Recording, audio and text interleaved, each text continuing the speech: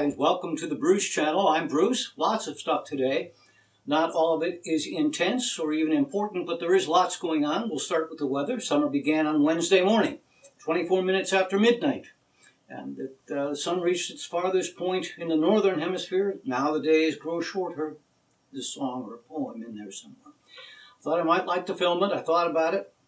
Some other time, maybe, but two things with that. The sun hitting its mark and going another way. I'm not sure the sun would take direction from me. But just like, the old cliche, there's never a sun around when you need one after midnight. Unless you're north of the Arctic Circle. Seriously, though, have you seen what's going on out west weather-wise? Sky Harbor Airport, Phoenix. Lots of flights have been canceled because it's too hot to fly, or more correctly, it's too hot to take off. That's the issue.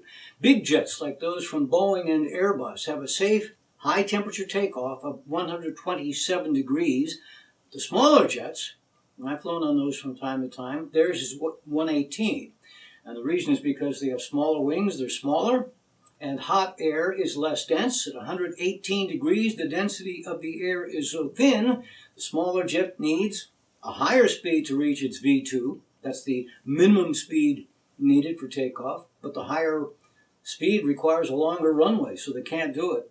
Canceling flights not left and right, but certainly in the peak afternoon times, in the afternoon when the temperature is at its hottest. Anyway, this news got me thinking about heat. And how hot does it get? The answer surprised me. Among the 50 states, there isn't one that has never hit at least 100 degrees. Surprisingly, only 2 states had a record of 100 degrees, and even then, guessing which 2? Another example of juxtaposition, it's Alaska and Hawaii, states 49 and 50. Only ones where their high temperature is an even 100. Minnesota, we all know, has big cold. Enter the National Icebox in the Arrowhead there. Anyway, they have big cold, but they have big heat. The all-time high temperature in Minnesota, 115. Another example of that, also Great Plains, North Dakota. They have famously cold temperatures, 121. That's hotter than Texas. Texas's high all-time is 120. More surprises. Mild Oregon almost matches Texas, missing by only 1. And that has to make life miserable, life-threatening even, because, they in neighboring Washington State, they don't have much air conditioning, not in homes. They have 119 and 118 degrees respectively. Another surprise. I grew up in Ohio, a Midwestern state. Their high, 113. Yet, even that's above some other states I've lived in the South, including Georgia and Alabama and Florida and North Carolina, where I am now.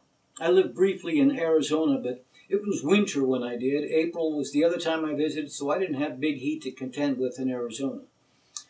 And you may recall the expression, but it's a dry heat. Yeah, it's true. The humidity in North Carolina and elsewhere throughout the southeast, the Gulf moisture keeps it nonstop muggy, and a temperature, imagine like 120 degrees or so, unimaginable.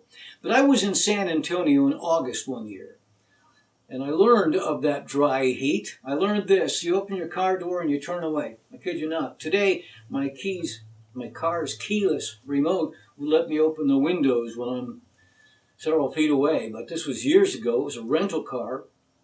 Open the door and turn away, otherwise you sear your nasal membranes. Yeah.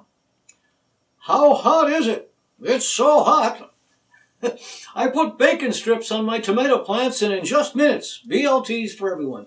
How hot was it? It was so hot I saw 2 trees chasing a dog. How hot was it? So hot the beaches are now dangerously slippery. The sand has melted and become glass. How hot is it? It's so hot Satan called. He wants his weather back. Seriously. Here we've been warm. Out west is where the superheat has been, but we've been wet this year. As I previously mentioned, May was the 3rd wettest ever. Most of the time that I've lived here, it has been drought conditions, not every year, but far more often than not. Weeks and weeks and weeks without a drop of rain. But May's rain, and June's been wet too, has produced some nice results in some areas. although not far from here, far from where I am, they had flash flood warnings because the rain came down so quickly and within 8 days of each other. Then late in the week, the remains of Hurricane Tropical Storm Cindy arrived, got here Thursday, stayed until late morning on Friday. The result is now it's officially sultry. My lilies continue to thrive. Speaking of lilies, I've shown this previously, maybe a couple of years ago, but if you didn't see it, a friend posted a shot of his lilies. They're about to bloom, and he fretted that unless he put out some repellent, the deer would chomp them down. And he doesn't like to do that because he's been using coyote dung. It's effective, but there are obvious disadvantages. So I've tried a lot of repellents over the years, sometimes with zero results. I asked a landscaper. He told me that golf courses often use coyote urine. Well, it's been several years, but I saw that this stuff works great, and it doesn't have terrible odors. A quart bottle is not cheap, but it's a concentrate. I've used the same bottle for several years, and when you spray it on, there's only a hint of scent. It's sort of mint, a hint of mint. The main ingredient is putrefied eggs, which doesn't sound pleasant, but you don't smell it. And after you spray it on, you might have a hint of mint, but then 30 minutes later, there's no scent, there's no aroma at all, at least none discernible to humans, but it keeps the deer away. The bottle says up to 4 weeks. To be safe, I go 3, but it works really well. Oh, the deer are, I don't get them. They eat this and they eat that, and then they leave this. It's very strange. They eat my baby mimosa trees. They like the leaves of the baby mimosa trees. Now, the large ones they leave alone. In fact, they peaked. Their blossoms peaked just a week ago. The tropical storm's rain Thursday night weighed down the blossoms. Look how low they have been pulled. One other thing about mimosa trees, when they're in bloom, they sweeten the air. It's less than an aroma, more like a light scent. It's very sweet and it wafts through the atmosphere. You know, I never saw a mimosa tree when I was growing up, but there are dozens of kinds worldwide, dozens of varieties, and this is pretty cool. Some of them can do this. This is a Mimosa pudica. Yeah, it rolls itself up when it's touched. They're also known as silk trees. They are originally from China. They were brought to the U.S. in 1745. We weren't the U.S. yet. I guess they brought it to the colonies. There's another kind of mimosa, the very perfect summertime cocktail, especially if serving a brunch. The mimosa cocktail was invented in Paris at the Ritz Hotel by Frank Meyer.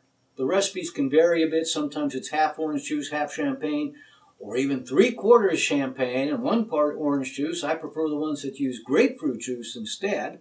And then maybe some strawberry juice and a slice of straw.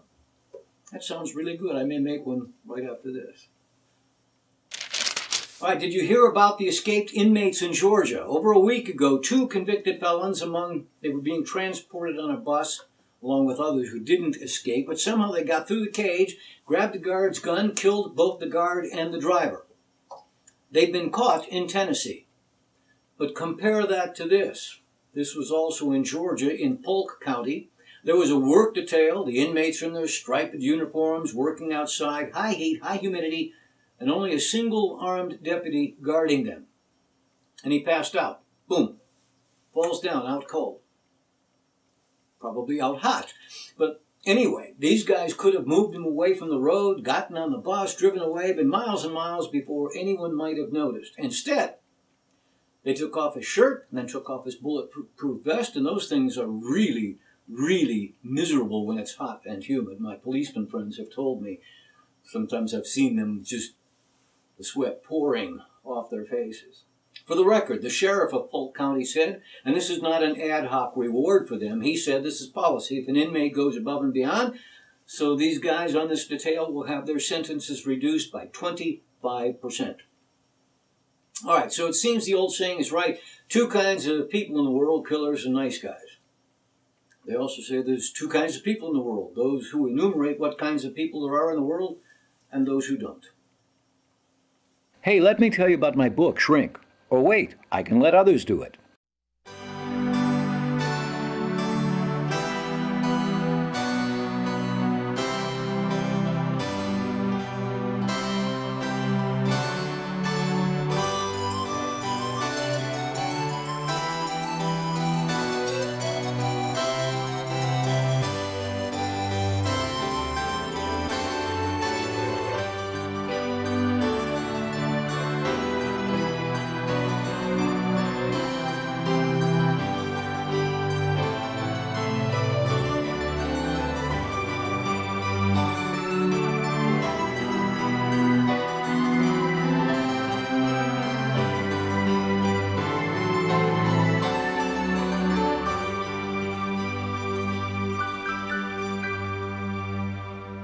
right, welcome back. Remember, you can watch all of our previous shows at either our Facebook page or at tinyurl.com/Bruce Channel. And you can write to us at the Bruce Channel at yahoo.com. All right, speaking of writing, this is not exactly the sort of guy for whom I might have done this. That is, from time to time, I provided an address for where we could write, if you deemed it worthwhile, to offer a thanks or an attaboy or an attagirl for someone's work. Oftentimes in show business, perhaps a person long removed from the limelight, or in the case of former Soviet Premier Mikhail Gorbachev, a thanks for having the courage to allow the Soviet Union to dissolve and end the Cold War. Anyway, they're usually up in years. Today's is different in that he's only 60.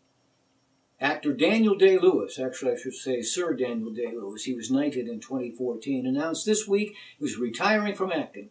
He's the only actor to have won 3 male leading man Oscars. My Left Foot, There Will Be Blood, and more recently, Lincoln. Personally, of all his movies, my favorite was Last of the Mohicans. He was also nominated for In the Name of the Father and Gangs of New York, but he's won those 3. Now, maybe he's done enough. He wants to go back, be a cobbler. But there's the wording, there's a certain potentially ominous wording to it. The statement made by a spokeswoman, Leslie Dart to Variety, quote, Daniel Day-Lewis will no longer be working as an actor. He is immensely grateful to all of his collaborators and many audiences over the years. This is a private decision, and neither he nor his representatives will make any further comment on this subject. So you hope he's okay. Maybe he is. Maybe he just wants to go work on shoes. Maybe it's not ominous. He's always zealously guarded his privacy. He, in fact, has called his guarding privacy a study in evasion.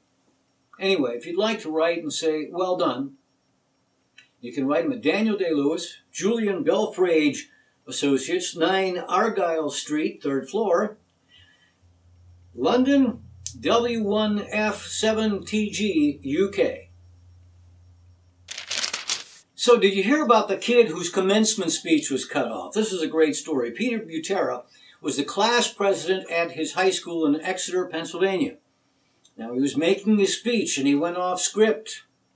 Understand, this wasn't some Ferris Bueller kind of stunt. No. Not only is he the class president, he is the class valedictorian. He starts at Villanova in the fall. Where he went off script is when he said it is a shame the student government isn't really involved in anything important.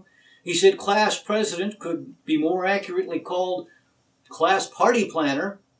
And then without naming any names, he also said that some teachers and administrators had an authoritative attitude. So as he's speaking, they killed the mic. Watch the dude in the hat in the lower right corner. At our school, the title of class president could more accurately be class party planner, and student council's main obligation is to paint signs every week. Despite some of the outstanding people in our school, the lack of a real student government, combined with the authoritative attitude that a few teachers, administrators, and board members have, prevents students from truly developing as leaders. Hopefully, this will change. Hopefully, for the sake of future students, more people in this school who do not do so.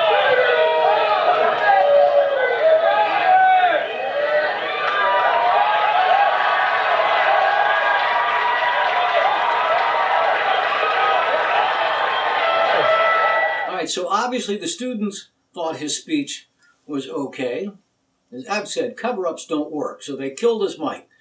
They were going to cover up what he was going to tell the students and their guests and family and faculty and administrators. So they didn't get to hear all of what he was going to say. What's that, a few hundred people? Jimmy Kimmel has him on, lets him complete the speech, and instead of a few hundred, what, a million-ish? Go ahead. Google Jimmy Kimmel and Peter Butera. Yeah. See what comes up. Watch the speech. There's nothing offensive in it. All right, I'm often late to the party. Sometimes not, but I'm often late to the party. I was maybe the last person in America to see Titanic. I was the last person in America probably to see all the star Trek movies, except I haven't because now I know there's more recent ones in the reboot series.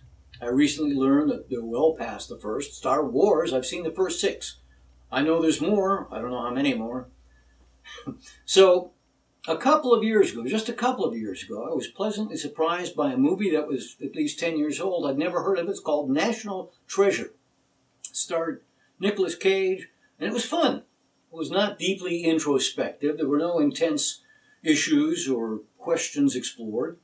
It was fun without being too far over the top. Well, slow me, I just discovered it, and then just discovered this week that they made National Treasure 2, and further learned there's a National Treasure 3. So I watched National Treasure 2 this week. If you haven't seen it, I won't spoil it. But I'd recommend them, at least the first 2, both of which I've seen. It's an adventure, mildly reminiscent of Indiana Jones, except it's contemporary times. They have good cast. The second one, in addition to Nicolas Cage, has Ed Harris, my old friend, Helen Mirren, Jon Voight, Bruce Greenwood, and it was sometimes very clever. Again, I won't spoil it. There's a character named Riley. He's a bit of a nerd. He doesn't look like a nerd. He's a good-looking guy, but he's nerdy. He's got a book signing going on, but nobody's there. Deep into the movie, he and the gang are in some trouble, and he does something brave and saves everyone, and then says, "Gee, I wish a girl had seen me do that." That is such a great line. All right. So if you've not seen them, I would recommend them. Start with the first. They're fun. Oh, and not to belabor the point, I'd opined some months ago that it was a shame that there weren't more serious movies being made. Movies like the one I was in, John Steinbeck's Indubious Battle. And around that time, I shared with you the best-selling author, John Grisham, whose books have often been turned into goldmine movies, no longer sees his books turned into movies, goldmine or otherwise. And he was asked why, and he said, "I don't know why it is so, but my observation is that these days Hollywood only wants to make movies for teenage boys." And that explains all the cartoons and superhero movies. In last week's Sunday magazine, there was a brief quote from actor Kevin Kline, who seemed to corroborate what Grisham said. He was asked why he wasn't making so many movies, and he said because he wasn't interested in making movies for teenagers. Sad. Okay, a couple of clips. I don't think this was in Arizona, but...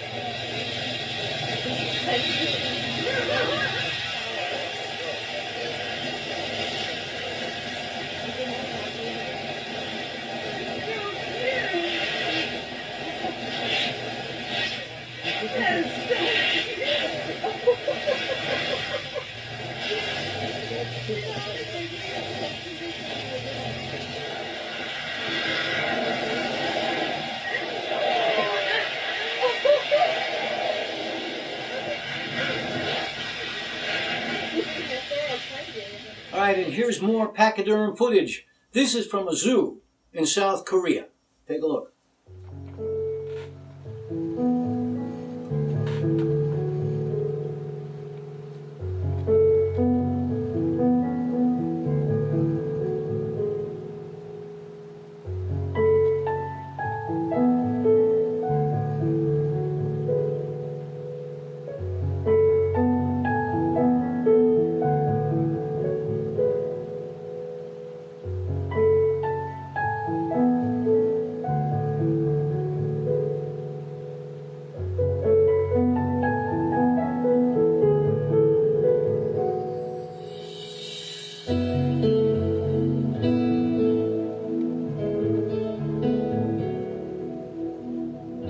So it's nice that his mother and aunties were all around.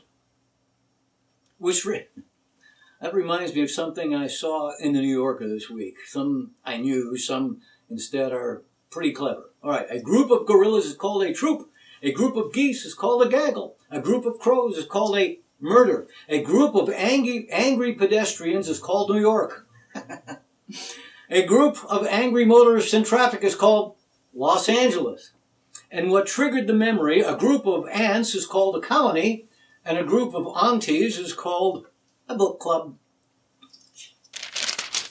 All right, finally, last week's Open Golf Tournament, the U.S. Open, strangest one I think I've ever seen. Every tournament has the potential for a first-time major winner. but especially at the majors, the pressure usually means the big names are in the hunt because the newer ones, they fade with the big pressure. All right, no big names in the hunt at the end. In fact, extra strange, some of the highest ranked players didn't make the cut. Dustin Johnson, number one, he did not make the cut. He went home on Friday. For the record, Brooks Koepka won, and he earned it. He played very well. All right. So what's coming this week? Well, Wednesday, the 28th of June, is Paul Bunyan Day, and it's Tapioca Day. So eat your tapioca, get yourself some energy, and go chop down a tree or something. No, don't chop it down. We need trees. Thursday, the 29th, is Waffle Iron Day. I may iron this shirt later. Maybe not. Maybe it's not too bad. All right. At the end of the week, July, and the second half of the year arrives Saturday. That's right, the second half of the year. And to our neighbors to the north, Saturday is Happy Canada Day. Well, it's Canada Day. So to our neighbors to the north, Happy Canada Day. All right, a sneak peek ahead, not this upcoming week, but next week. I usually don't go that far, but, one of the biggest days of summer is coming up. Not this week, next week. One of the biggest days all summer. Yeah. Wednesday, July 5th, it is Bikini Day. Just saying. Yeah, I know, it's next week, but it's like being a kid and counting down the days until Christmas. I can hardly wait. All right, for this upcoming week, I do hope it is the best you've ever had.